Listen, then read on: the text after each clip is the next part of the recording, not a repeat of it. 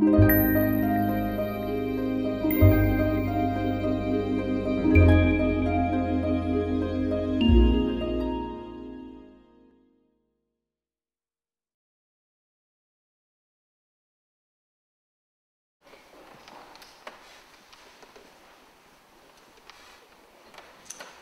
the words of my mouth and the meditation of all of our hearts be pleasing unto you, O Holy One.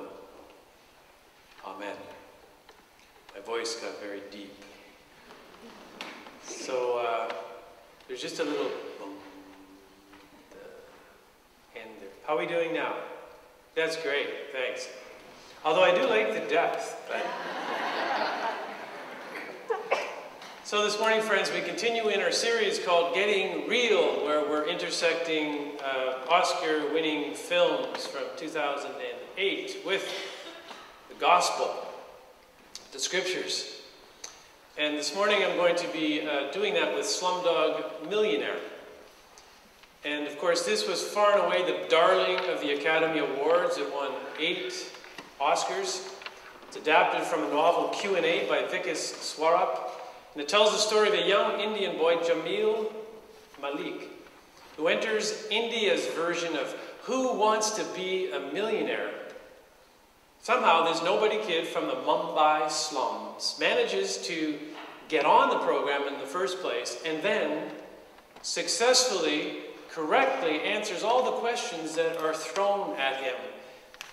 And before the final $1 million episode, he's kidnapped and taken to police headquarters where he is brutally tortured.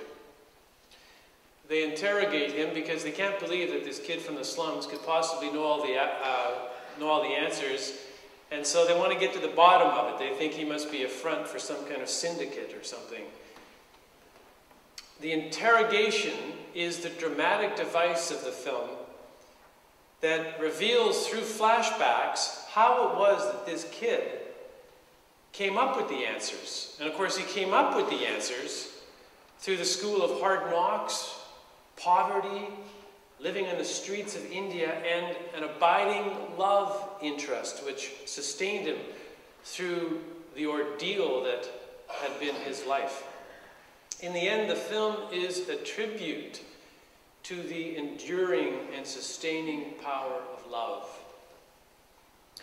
And it caused a lot of controversy, especially in India, because the leaders of that nation naturally were concerned about India being portrayed in this way, sort of the underbelly, the shadow side, the poverty of India. What they wanted revealed was the burgeoning middle class.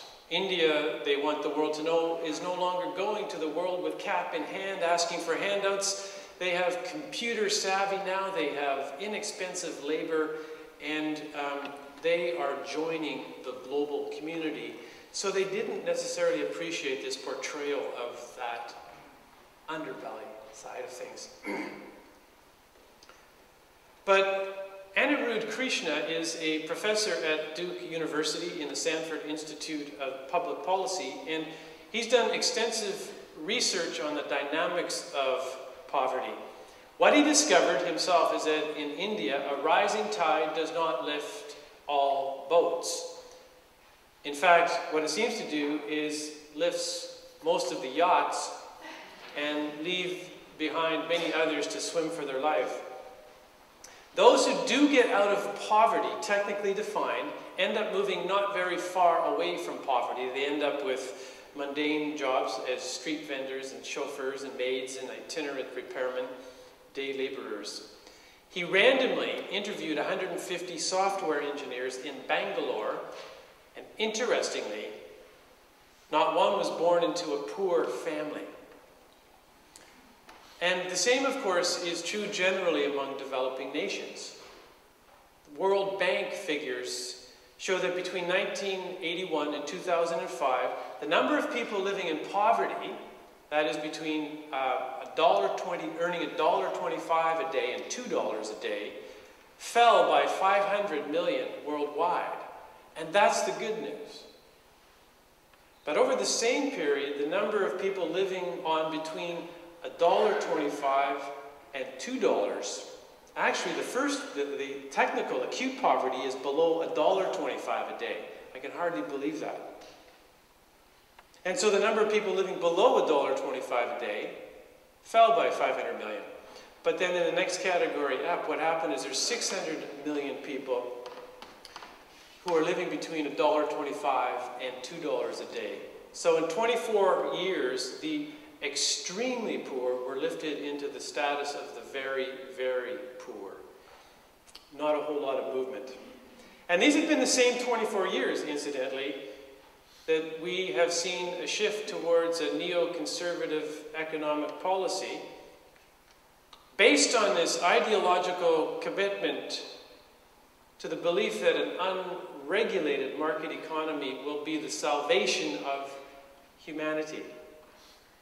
And so we find ourselves in our current economic crisis at a global level because of this slavish adherence to that neoconservative ideology. And we've discovered that it won't actually save humanity. And it's primarily set up to serve the interests of Wall Street, not Main Street. There's nothing wrong with a market economy, but now we're realizing all of a sudden all the governments of the Western democracies are realizing that we need to regulate Wall Street. Thank God we're coming to this realization. And so one of the criticisms leveled at Slumdog Millionaire is that it represents what is being called poverty porn. Poverty porn. It titillates, comforts the Western imagination with a rags to riches story, even gives us a fairy tale ending. But ultimately, it's a distraction from the reality of the intransigence of poverty and our complicity in supporting economic policies that aren't doing much for the poor, really. We get to watch voyeuristically this kind of film as the shadow side of the whole affair remains unexamined. That's the critique of the film. But Professor Anirudh Krishna, whom I mentioned earlier, has a slightly different take on it. Even though he's examined all the dynamics of poverty, he just says it's a story of a young man making good against all the odds. And I quote him, "It's possible to overcome the handicaps of birth and circumstance," the film says. "Despair is unwarranted." But he adds, and it's a big but. It's a big but. "This is only true if the poor are given access to equal opportunity. And then the talent in poor communities can emerge, as long as it's connected with better opportunities." So that's a bit of the backstory of Slumdog Millionaire, and I find it difficult to preach about it without saying something about the poverty. But when I came out of the film afterwards, I just thought to myself, this is a fairy tale. And as with most fairy tales, it does have a feel-good ending. But then when I thought about it more, I realized that's too simplistic. This film is actually, how many of you have been to see it? Yeah, a lot of you. Oh, most of you. It's hard to watch, isn't it? I mean, it's violent. We see incredible poverty. We see evil. So if it's a fairy tale at all, it's more like a Grimm's Brothers fairy tale because it brings in tragedy. It brings in many literary genres.